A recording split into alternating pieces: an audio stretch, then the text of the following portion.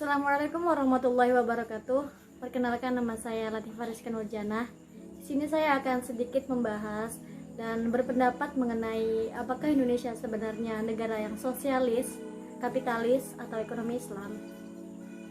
Sebelum saya menjawab, sebaiknya kita memahami mengenai pengertian sosialisme, kapitalisme, dan ekonomi Islam. Pengertian sosialisme menurut Sultan Syahrir adalah suatu gerakan untuk mencari keadilan di dalam sebuah tatanan kemasyarakatan.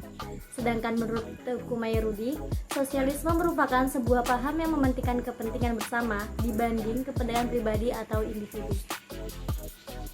Sosialisme memiliki kelemahan dan kelebihan. Kelebihannya yaitu yang pertama, rasa solidaritas dan kebersamaan yang tinggi antar rakyat. Yang kedua, adanya pemerataan sosial sehingga tidak terjadi kesenjangan antar kelas, bourgeois, dan proletar. Yang ketiga, menyelesaikan masalah dengan musyawarah. Dan yang terakhir, menciptakan masyarakat sosialis dengan kejernihan dan kejelasan, bukan dengan cara-cara seperti kekerasan dan revolusi.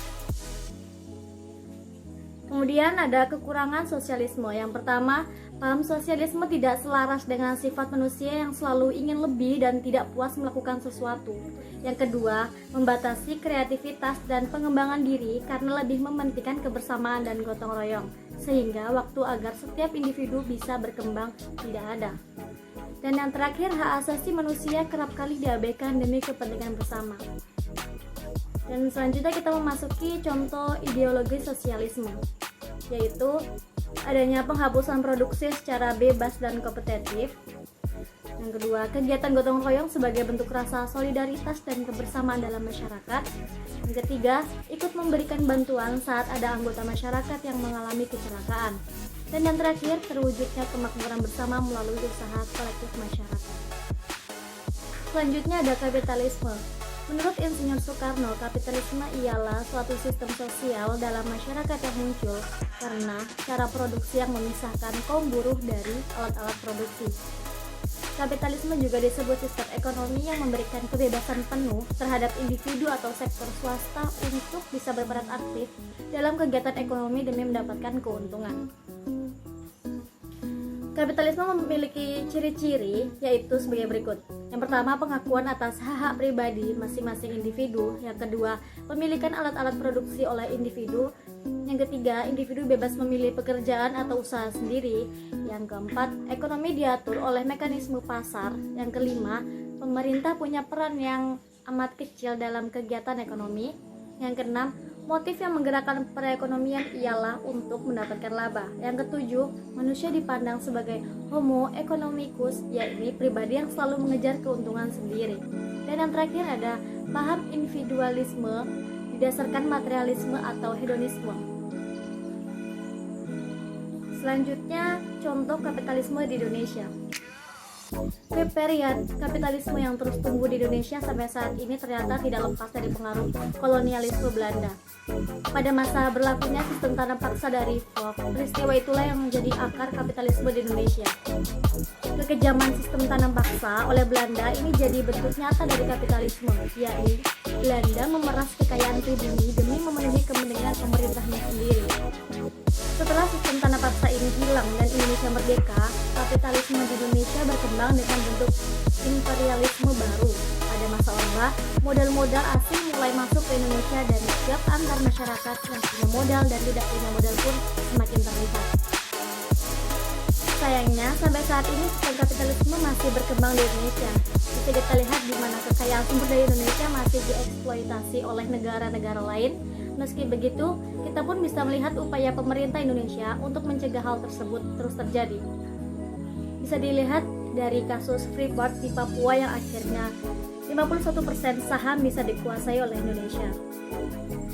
Selanjutnya masuk ke materi ekonomi Islam. Menurut Muhammad Abdul Manan, ekonomi Islam adalah sebuah cabang ilmu pengetahuan sosial yang mempelajari mengenai masalah-masalah ekonomi masyarakat yang diangkat dari nilai-nilai Islam.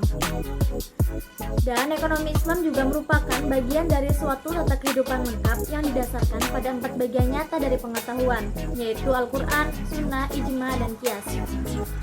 Contoh ekonomi Islam, yaitu bank syariah dan Baitul Mal. Sistem bank syariah sering pula diterjemahkan menjadi Islamic banking. Kita tidak bisa menyatakan bahwa semua bank syariah pasti menerapkan prinsip ekonomi Islam. Namun, eksistensi bank syariah pasti dipengaruhi oleh adanya prinsip ekonomi Islam.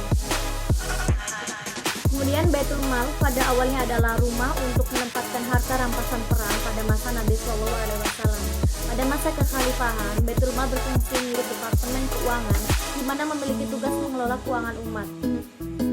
Selanjutnya ada beberapa contoh transaksi ekonomi Islam, yaitu syirkah. Syirkah bisa diartikan sebagai kerjasama, fungsi atau bersyarikat. Kemudian mudharabah.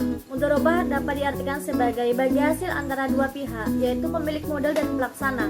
Bagi hasil dilakukan dengan cara menentukan persentase keuntungan yang akan diterima oleh kedua belah pihak. Selanjutnya ada bai al-murabahah. Bisa diartikan sebagai akad yang berlaku untuk mengikat penjual dan pembeli dengan adanya penyerahan kepemilikan antara penjual dan pembeli.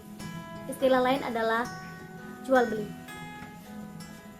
Dalam konteks perekonomian, secara sederhana dalam negara dengan mirip sosialisme, alat produksi dalam ekonomi dikuasai sepenuhnya oleh negara. Tidak hanya alat produksi, termasuk juga apa dan sejumlah berapa yang akan diproduksi, diatur oleh pemerintah. Semua warga negara bekerja pada alat dan produksi yang dimiliki oleh pemerintah. Semua hasil kerja dan produksi warga negara dialokasikan kembali pada warga negara oleh pemerintah. Sebaliknya, negara dengan prinsip kapitalisme memberikan kebebasan pada individu untuk membangun, memiliki, mengoperasikan alat-alat produksi. Warga negara dibiarkan berkompetisi. Jika Anda sukses, Anda akan lebih sejahtera, dan jika Anda gagal, maka melaratlah Anda. Jadi, kesimpulannya menurut pendapat saya adalah Indonesia bisa dikategorikan dalam negara yang sosialis, kapitalis, dan juga ekonomi Islam. Mengapa demikian? Karena yang dimana penjelasan tersebut sudah saling berhubungan dan telah diterapkan di Indonesia, serta cukup kuat untuk menunjukkan bahwa Indonesia adalah negara yang sosialis, kapitalis, dan juga ekonomi Islam. Sekian dari penjelasan saya dan pendapat saya. Bila ada kesalahannya mohon maaf. Wassalamualaikum warahmatullahi wabarakatuh.